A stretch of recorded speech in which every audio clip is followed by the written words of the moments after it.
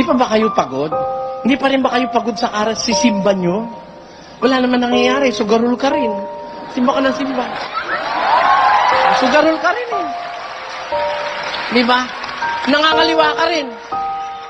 Nangangaliwa ka rin. Yung asawa mo, niluloko mo eh. Di ba uso ngayon yung kaliwaan? Hindi yung kaliwaan, bayad muna bago. Hindi yun.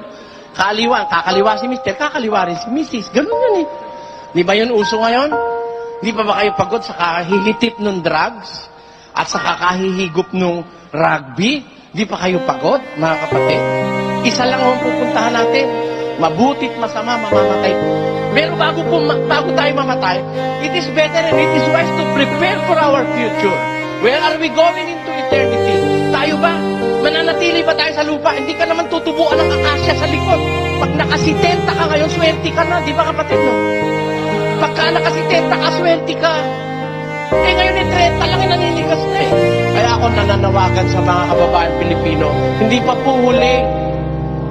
Baguhin na natin yung ating pananaw sa buhay. Hindi ho tayo mamananatili sa mundo. Hindi ho tayo laging habang panahon dito. Hayaan mo na lang sila yung gustong-gusto rito. Aalis tayo rito. And before we leave, we have to prepare for our destiny in eternity. Meron po tayong dalawang hinaharap. Parusa ng Diyos o biyaya at kaligtasan mula sa Diyos pagkatapos ng paghuhukom. Inevitable po yan mga kapatid, di maiwasan yan. Maniwala ka't hindi, may Diyos. Sino